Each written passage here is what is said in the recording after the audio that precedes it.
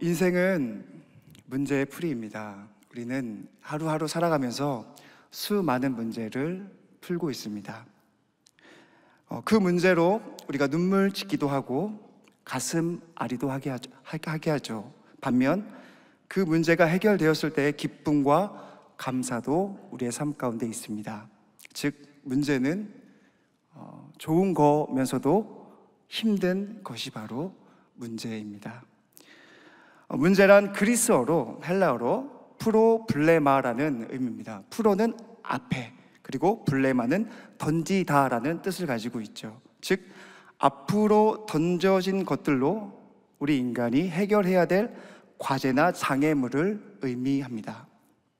우리 앞에 던져져 묻고 생각하고 방황하며 답을 알아가는 것이 바로 문제입니다. 그렇다면 우리 앞에 던져진 문제들은 과연 무엇이 있을까요? 첫 번째로는 경제적인 문제를 우리는 생각할 수 있습니다. 한 작가가 자신의 추필책에서 다음과 같은 글을 적었습니다. 한번 들어보십시오. 전기밥솥 속에서 익어가는 그 평화롭고 비린 향기에 나는 한평생 목이 메었다. 이 비애가 가족들을 한 울타리 안으로 불러 모으고 사람들을 거리로 내몰아 밥을 벌게 한다. 밥에는 대책이 없다. 한두 끼를 먹어서 되는 일이 아니라 죽는 날까지 때가 되면 반드시 먹어야 한다. 이것이 밥이다. 이것이 진절이 나는 밥이라는 것이다. 여러분들, 흰 쌀밥의 비린내를 맡으며 삶의 눈물을 흘린 적이 있으십니까? 흰 쌀밥의 비린내는 아마도 숭고하고 경이로우면서 우리를 눈물 짓게 하는 밥벌이의 문제일 것입니다. 우리 인간은 이 문제를 평생 안고 가며 살아가야 하는 것이지요. 두 번째로는 관계의 문제일 것입니다. 풀어도 다시 꼬여만 가는 관계적인 문제는 어떻게 해결해야 할까요? 5월은 가정의 달이죠. 여러분들은 부부끼리 하루에 얼마나 대화하십니까? 또한 직장 안에서 상사와 또한 아래에 있는 후배들을 얼마만큼 관계적인 부분에 있어서 잘 해결해 나가고 있으십니까? 자녀와의 관계는 어떠십니까? 얼마 전에 제 아들 녀석이 피구공을 사달라고 하는 거예요. 이 피구에 꽂혔던 것 같습니다. 그래서 그냥 사줄 수가 없잖아요. 아빠 칭찬 2개만 해봐. 그럼 내가 피구공을 사줄게. 협박을 좀 했습니다. 그래서 제 아들 녀석이 심각하게 고민하다가 2가지를 이야기를 했습니다. 첫 번째, 아빠는 운동을 잘해. 역시 제가 운동을 또 좋아하고 좋아하는 편이라서 아들과 함께 운동을 많이 했던 걸로 이제 아들이 기억하고 있었던 것 같아요. 근데 2번째 이야기가 저에게 있어서 좀 충격적이었습니다. 2번째, 아빠는 말이야, 혼자 있는 걸 잘해. 혼자 있는 걸 잘해. 그게 무슨 의미야? 무슨 의미야? 물어보니까 그건 자기도 모르겠대요. 제가 혼자 있는 모습을 아들 녀석이 많이 봤던 것 같아요. 아들을 위해서 항상 관계적으로 더욱더 노력은 하지만 자녀와의 그런 관계적인 문제는 항상 숙제인 것 같습니다. 어렵죠. 이것 또한 문제입니다. 건강의 문제는 어떠십니까? 지금도 암이라는 질병으로 매년 정기 검진을 받을 때마다 무너지는 우리의 마음은 무엇일까요? 흘리는 염려와 눈물은 과연 무슨 의미일까요? 인간이 어찌할 수 없는 건강의 문제의 의도와 목적은 과연 어떻게 우리가 이를 해석할 수 있을까요? 문제가 해결되지 않을 때 인간이 느끼는 감정은 불안과 조급함입니다. 불안과 조급함이 자기 포기 상태로 만드는 실제가 되어 우리의 삶 가운데 영향을 끼치고 있게 되는 것이죠. 문제에 빠진 인간은 스스로 절망하며 손에 잡히는 무언가를 찾기 시작합니다. 우리는 그것을 우상이라고 부릅니다. 시내산에 올라간 모세가 내려오지 않자 이스라엘 백성은 불안과 염려를 통하여 우상을 만들죠. 그 말씀이 출애굽기 32장 1절 말씀에 등장합니다. 다 함께 읽어보겠습니다. 백성이 모세가 산에서 내려옴이 더딤을 보고 모여 백성이 아론에게 이르러 말하되 일어나라, 우리를 위하여 우리를 인도할 신을 만들라. 이 모세 곧 우리를 애굽 땅에서 인도하여 낸 사람은 어찌 되었는지 알지 못함이니라. 이스라엘 백성들에게 모세는 정답이었습니다. 해답이었죠. 하지만 그 정답과 해답이 내려오지 않자 또 다른 정답과 해결을 만들어내기 시작하죠. 그것은 금송아지, 우상입니다. 여러분들은 문제 앞에 불안을 느낄 때 무엇을 잡고 있나요? 무엇을 의지하고 있나요? 그것이 우리의 우상이라고 생각해 보신 적은 없으시나요? 두 번째, 인간의 반응은 조급함입니다. 문제 앞에 조급해져요. 빨리 달려가고 싶어해요. 하나님보다 앞서가게 되는 것이죠. 아브라함과 사라가 그러했습니다. 창세기 16장 2절의 말씀입니다. 사라가 아브라함에게 이르되 여호와께서 내 출산을 허락하지 아니하셨으니 원하건대 내 여종에게 들어가라. 내가 혹 그로 말미암아 자녀를 얻을까 하노라. 하나님께 자녀란 약속과 계획하심이었지만 아브라함과 사라에게는 문제였습니다. 하나님 안 주시는 거예요. 약속을 주셨는데 수십 년이 지나도 안 주시는 거예요. 그럴 때 우리는 하나님보다 앞서 나가게 되죠.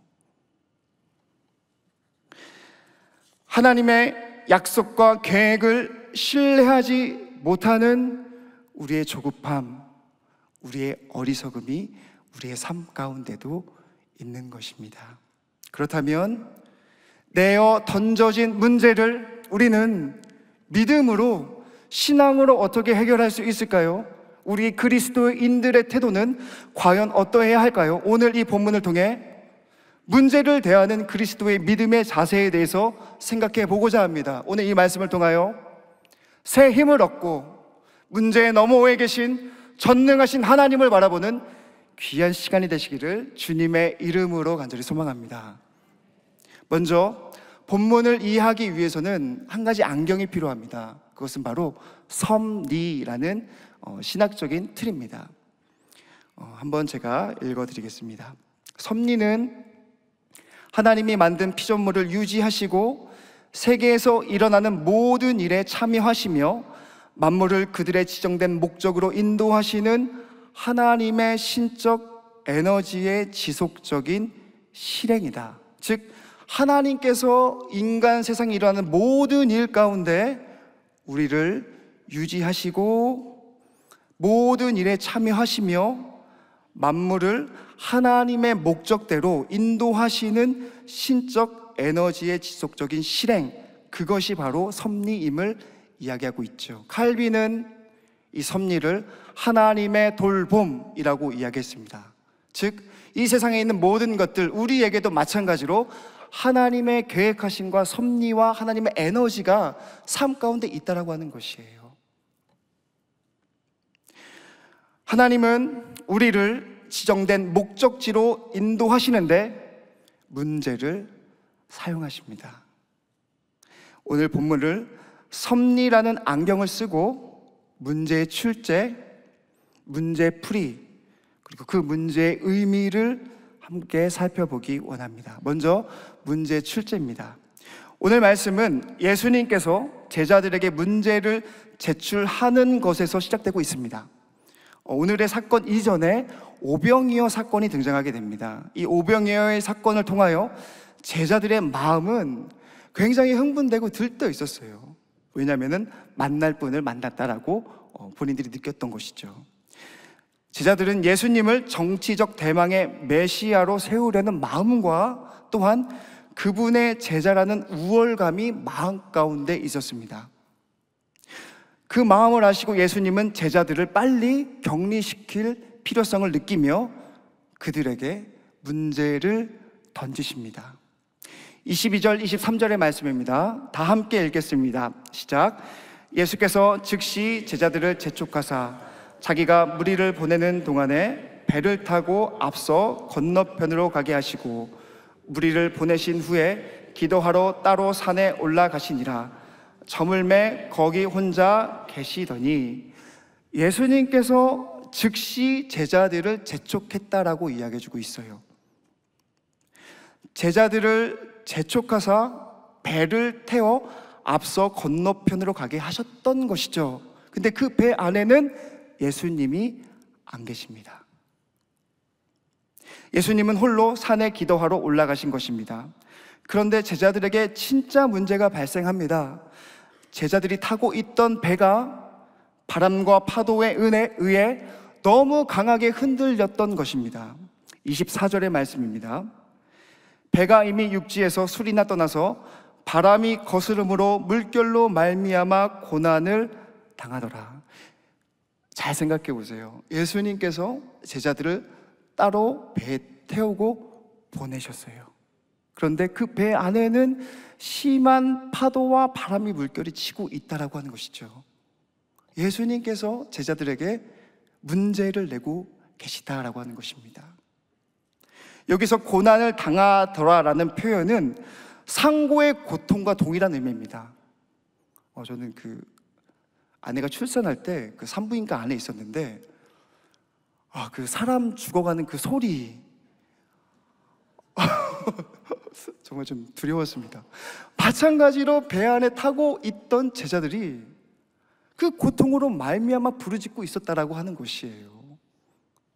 진짜 고난이죠. 제자들은 정말로 죽을 것 같은 두려움을 7시간 이상 느끼게 되었습니다. 예수님은 지금 배 안에 계시지 않습니다.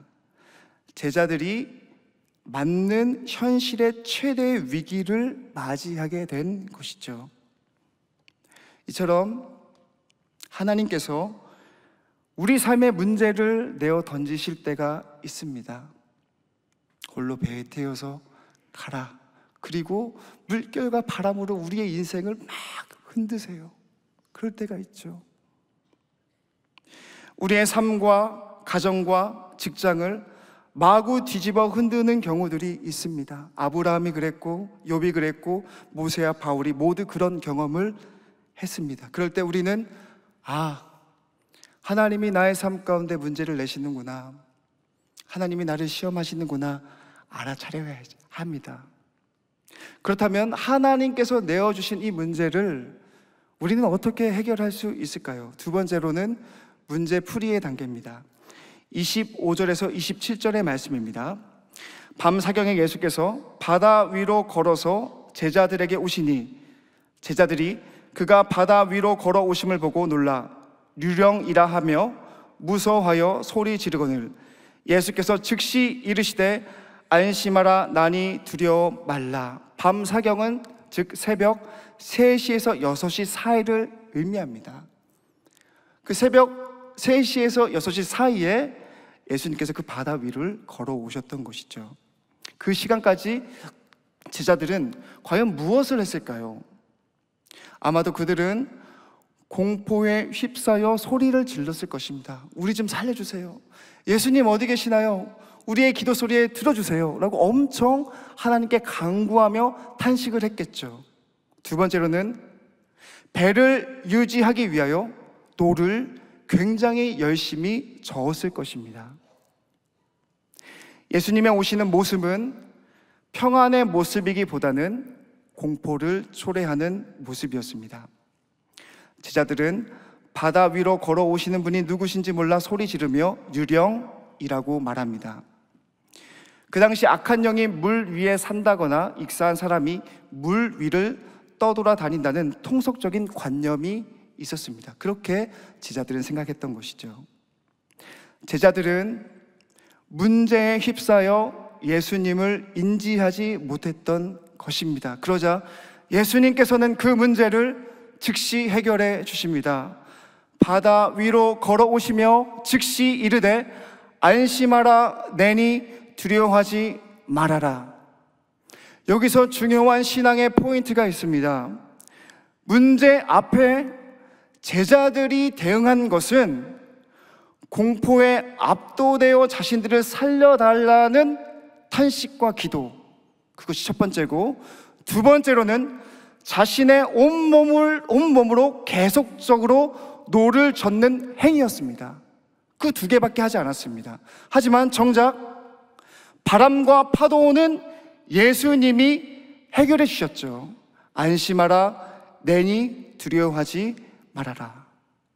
그렇다면 우리 삶의 이 본문을 적용해 볼 때 문제 앞에 우리는 무엇을 하면 될까? 인생의 문제는 결국 하나님이 해결하시니 우리는 인내하며 열심히 노젓고 하나님을 향해 부르짖는 그 행위를 포기해서는 안 된다는 것입니다. 노를 젓는 행위는 사랑하는 거죠. 용서하는 거죠. 말씀대로 사는 거죠. 손해보는 거죠. 하나님을 사랑하는 것만큼 우리 이웃을 내 몸과 같이 사랑하는 것이죠. 탄식하는 거죠. 원수를 위해 기도하는 거죠. 그것이 노를 젓는 행위죠. 부르짖는 행위죠. 그러다 보면 우리의 모든 기도 소리를 들으신 하나님께서 우리의 문제를 해결해 주신다라고 하는 것이죠. 이 믿음이 있어야 합니다. 여러분 혹시 폭삭 속았수다 보셨습니까? 한 부부의 그 이야기가 이 드라마 안에 등장하는데요. 남편의 이름이 모든 남성의 공공의 적인 양관식입니다. 그리고 그 아내 되는 사람은 오애순의 일생을 그린 드라마입니다. 한 권사님께서 이 드라마를 남편분과 함께 보셨다고 해요. 그러더니 그 드라마를 다 보시고 난 이후에 남편분이 이렇게 권사님께 말씀했다고 합니다. 그 양관식이 나랑 똑같지? 그러자 권사님께서 네 글자로 응대하셨습니다. 어이없음. 네. 그 드라마에 그 명대사가 나와요. 제가 그 명대사를 여러분들에게 한번 읽어드리겠습니다. 산 사람은 또 있고 사라져. 살면 사라져. 죽어라 팔다리를 흔들면 검은 바다 다 지나고 반드시 하늘 보여 반드시 숨통 트여. 살다 보면 사라져. 죽어라 팔다리 흔들면 검은 바다 다 지나고 반드시 하늘이 보여 반드시 숨통이 트여. 죽어라 팔다리로 노를 젓고 하나님을 향해 부르짖다 보면 안심하라 나다 두려워하지 말아라 라고 말씀하시는 하나님이 보이는 것이죠. 하나님 앞에 겸손히 기도하며 노를 젓고 그분의 역사하심을 바라고 기다리는 것이 바로 우리에게 필요합니다. 초대교회에는 극심한 핍박과 박해가 있습니다. 베드로 사도는 그런 어려운 가운데서도 흩어져 있는 나그네에게 다음과 같이 이야기해요.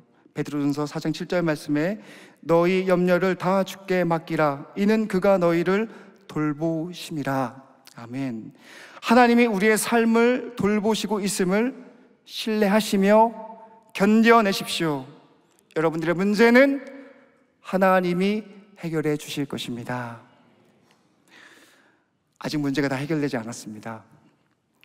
왜냐하면 문제의 의미와 의도가 아직 본문 안에서 선명하게 드러나지 않았기 때문이에요. 이렇게 하나님께서 문제를 해결해 주셨다 하면 좋았을 텐데 이 출제를 의도하신 그 의미가 아직 드러나지 않았어요. 베드로에게 진짜 문제가 발생합니다. 28절에서 32절의 말씀입니다. 제가 한번 읽어보겠습니다. 베드로가 대답하여 이르되 주여 만일 주님이시거든 나를 명하사 물 위로 오라 하소서 하니 오라 하시니 베드로가 배에서 내려 물 위로 걸어서 예수께 가되 바람을 보고 무서워 빠져가는지라 소리 질러 이르되 주여 나를 구원하소서 하니 예수께서 즉시 손을 내밀어 그를 붙잡으시며 이르시되 믿음이 작은 자여 왜 의심을 하였느냐 하시고 배 함께 오름에 바람이 그치는지라. 베드로가 주님이시면 나를 물 위로 걷게 하소서 오라 걷습니다. 근데 파도와 바람의 시선이 뺏겨 물에 빠지게 된 것이죠. 그 모습을 보신 예수님께서 손을 즉시 잡으며 꺼내주십니다. 믿음이 적은 자여 왜 의심하느냐. 베드로가 물 위를 걷는 사건은 신구약을 통틀어 굉장한 사건이었습니다. 이 구절을 읽는 유대인들은 홍해와 요단강을 건넜던 사건을 연상했겠지만 그것보다도 더 큰 기적이었습니다. 비록 끝까지 베드로가 가진 못했지만 구약의 가장 위대한 선지자들도 하지 못했던 일을 베드로가 해내게 됐던 것이죠. 여기서 찐 문제가 발생합니다. 물 위를 걷던 베드로의 시선이 흔들리기 시작했던 거예요. 베드로의 시선이 바람과 파도라는 문제에 함몰되어 빠졌던 것입니다. 30절 말씀에 바람을 보고 무서워 빠져가는지라 소리 질러 이르되 주여 나를 구원하소서 하니, 베드로는 앞에 내어 던져진 바람과 파도가 무서워서 바람과 파도라는 그 문제에 함몰되었기 때문에 바다에 빠져 들어갔던 것이죠. 베드로의 눈이 너무나도 약해 당장 현실 앞에 놓여진 상황에 압도된 것입니다. 그래서 그 문제 너머에 계신 예수님을 바라보지 못했다는 것입니다. 우리도 마찬가지 아닙니까? 직장 안에 있는 모든 문제와 가정에 있는 모든 문제, 경제적인 문제들에 휩싸여서 함몰되어 문제 너머에 계신 하나님을 바라보지 못하는 것, 이것이 초라한 우리의 현실 아닙니까?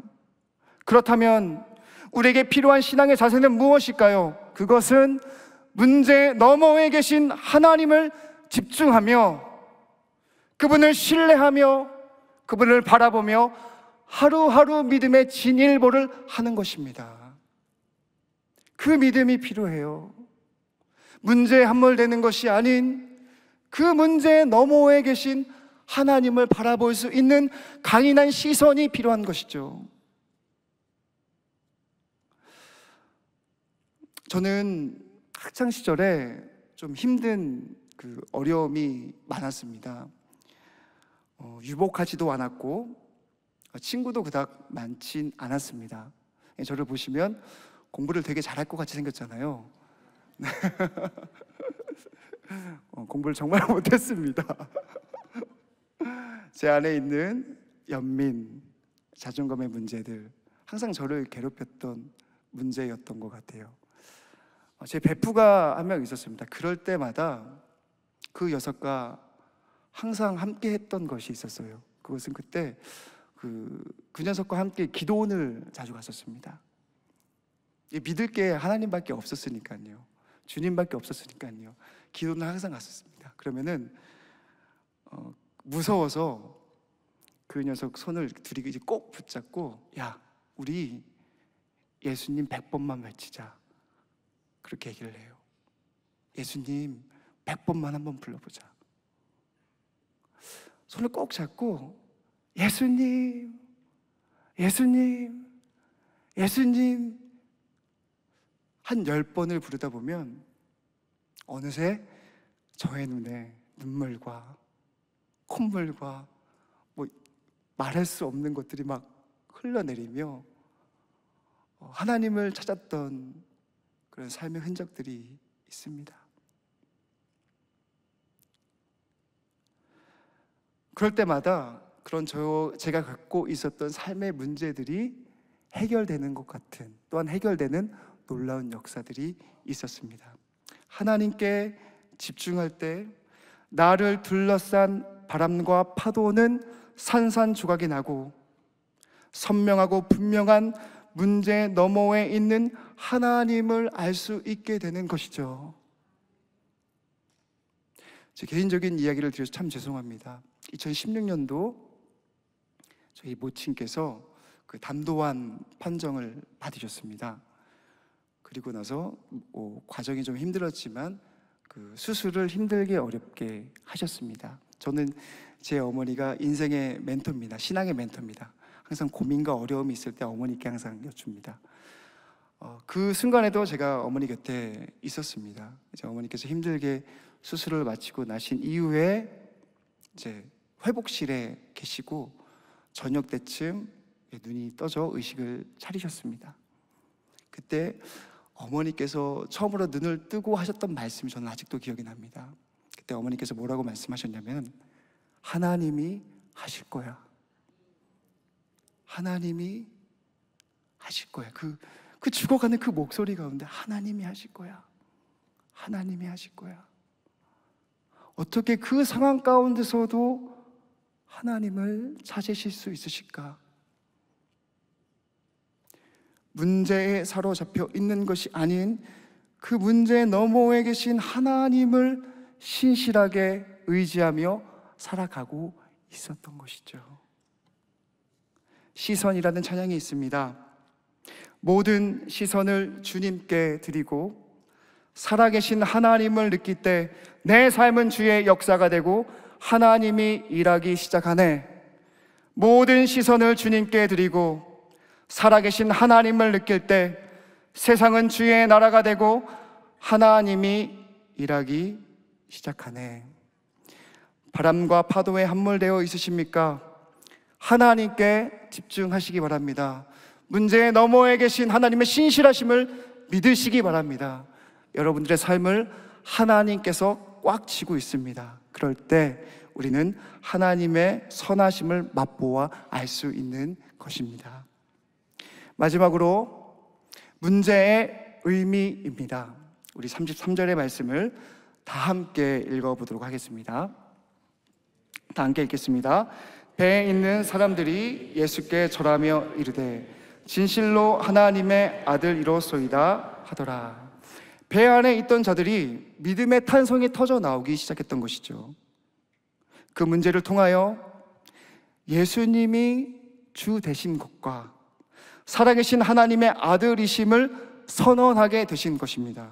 결국 이 문제의 의미는 하나님의 영광, 즉 예배임을 이야기해주고 있죠. 우리의 문제를 통해 하나님의 영광이 드러난다면 우리의 인생 또한 얼마나 행복할까요? 얼마나 아름다울까요? 죽은 나사로의 사건을 통해서도 예수님은 다음과 같이 말씀하십니다. 요한복음 11장 4절의 말씀입니다. 예수께서 들으시고 이르시되 이 병은 죽을 병이 아니라 하나님의 영광을 위함이요 하나님의 아들이 이로 말미암아 영광을 받게 하려 함이라 하시더라. 결국 인생의 문제를 통해 우리를 예배의 자리로 이끄시고 하나님께 영광을 돌리게 하시며 하나님을 위해 살아가는 하나님의 놀라운 섭리와 계획하심이 우리의 삶 가운데 있다라고 하는 것이죠. 사랑하는 사랑의 교회 성도님들, 문제에 갇혀 계십니까? 또한 그 문제에 함몰되어 하나님을 바라보지 못하고 계십니까?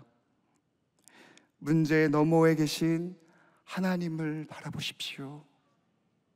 그분의 선하심을 믿고 하루하루 열심히 노젓고 하나님께 탄식으로 나아가십시오.